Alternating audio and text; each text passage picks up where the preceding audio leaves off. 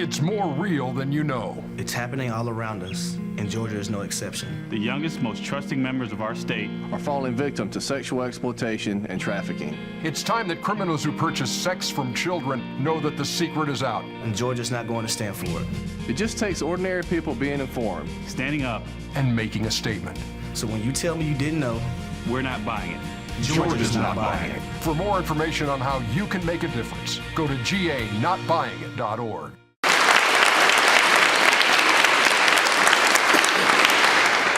GBI is honored to partner with our state, local, federal law enforcement and prosecutors and the child advocacy groups to fight against child sex trafficking. And absolutely in this state, a priority is the investigation and prosecution of those people who sell and buy children for sex. The GBI 2 years ago set up a unit specifically dedicated to working this crime. And I have brought with me today the men and women in the GBI who work the child sex trafficking cases every day. And I'd like for them to stand and raise your hands. I want this group to see men and women who do the work.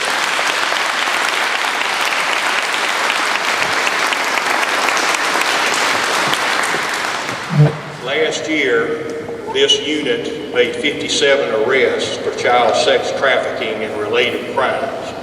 What we're finding out is that the more public awareness there is of this crime, the more information comes into state, local, federal law enforcement so that the cases can be investigated, the victims recovered.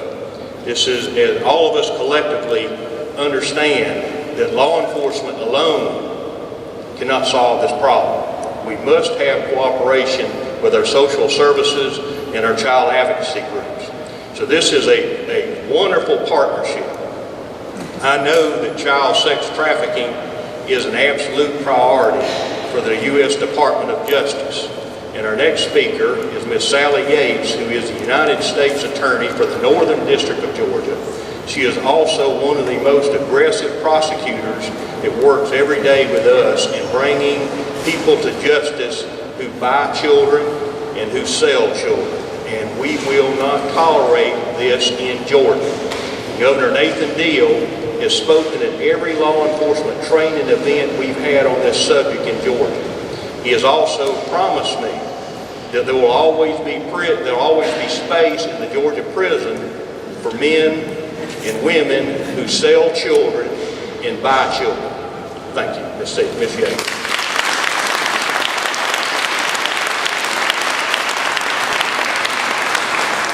Thank you, Director Keenan, for that introduction and for being such a critical partner in combating child sex trafficking here in Georgia. I also want to thank Attorney General Owens for bringing us all here together today and for his commitment to ending the horrific sale of children that, as he said, is happening every single day here in our state. I expect that many of you here today are parents. And whether our child is 2 or 22, I think we all know that our instinct is to protect our children, to shield them from the cruelties of the world. But there are children out there who are not being protected from the cruelties of the world by their parents. Instead, they're being bought and sold for sex. Our office is determined to go after those who are predators and who are preying on our children here. In the last 2 years alone, we've brought over 15 cases of child sex trafficking, some where the victims are as young as 12. These children are being bought and sold by predators that includes obviously the traffickers, but also includes the men who are buying children for sex. These men are just as responsible as the traffickers. And you know, they'll always have lots of explanations. And it'll be either that the girls didn't seem to them to actually be unhappy, they seem to be enjoying this, they're being taken care of by their pimps, that they're really very streetwise for their age, or most commonly, that they didn't realize that this girl was a juvenile, that they thought that she was 18 years old. Now, as with any other significant public safety problem, as important as aggressive prosecution is, we are not going to prosecute our way out of a child sex trafficking problem here in Georgia. In addition to prosecuting trafficking cases, we need to do everything that we can to try to stop it from happening to begin with.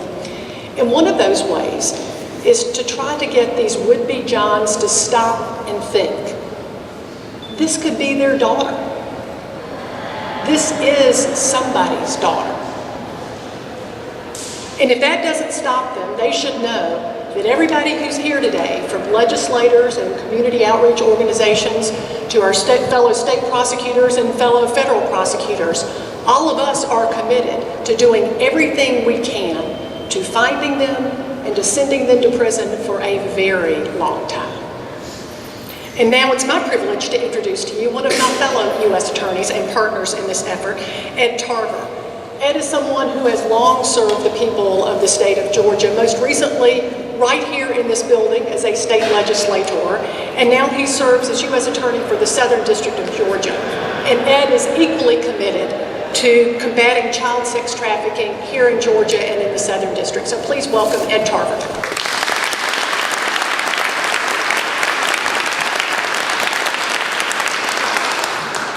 Thank you, Sally. I want to thank Attorney General Olens for allowing the Southern District of Georgia to be a part of this great initiative. The United States Attorney's Office in the Southern District of Georgia is committed to relentlessly prosecuting anyone that participates in human trafficking, whatever their role is, whatever their participation. An example of this is an indictment that we just handed down in the Southern District, where we charged 25 individuals, many of them Johns or people who were purchasing the sex acts for their role in a sex trafficking ring that stretched from Savannah, started in Mexico, stretched through Savannah into North Carolina, South Carolina, and Florida. It's amazing when you hear the stories of what happens in these organizations, how these young ladies or these children are recruited in Mexico, either enticed to come to this country illegally with promises of fortune and fame, or in some cases where those promises, those false promises are not true, not working, they are threatened. Their family members are threatened with harm if they don't agree to come here illegally to perform as prostitutes in this country. We are happy to have identified the 25 individuals that have been prosecuted, that are being prosecuted in the Southern District of Georgia. It's amazing when you hear about the young ladies, some in the cases of this indictment, as young as 14 who are required to perform sexual acts, as many as 25 a day, who were kept in different areas for weeks at a time and then transferred to other parts of the country so they can continue this horrendous behavior. I'm proud to say that 2 of my prosecutors just returned from Mexico. This is such a huge and tremendous problem that the country of Mexico has even reached out to us here in the United States to partner with us and do what they can to make sure that we can slow the stream of young girls that are being brought into this country for nothing more than to serve as prostitutes. So I applaud and commend the Attorney General, and it's my pleasure at this time to introduce my colleague from the Middle District of Georgia, Michael Moore, who is also a former legislator and who is also equally committed to addressing these types of cases. Thank you.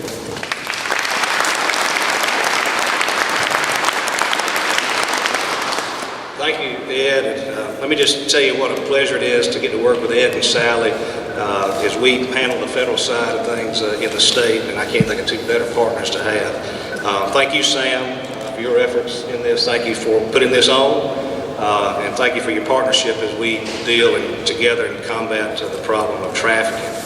I was born and raised here, matter of fact, not far from the Capitol. And I'll tell you, when I was growing up, we just didn't talk about this. People didn't talk about sex crimes very much. It may have been whispered in church or something like that, but we sure didn't talk about it a lot as, when they dealt with children. And I don't know if we were just naive.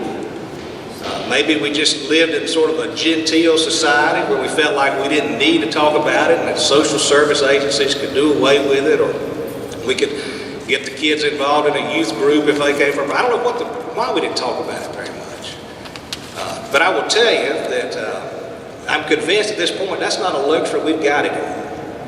And so it's events like this one, and events like this all over the state and frankly all over the nation, where those of us who are engaged in law enforcement, in addition to our community partners, where we come together, we put our voices together, and we basically now shout. We've gone from a whisper to a shout, and the shout is no more. No more. I'll tell you that, and let me sort of put a plug in maybe just to our business community who we don't always talk about.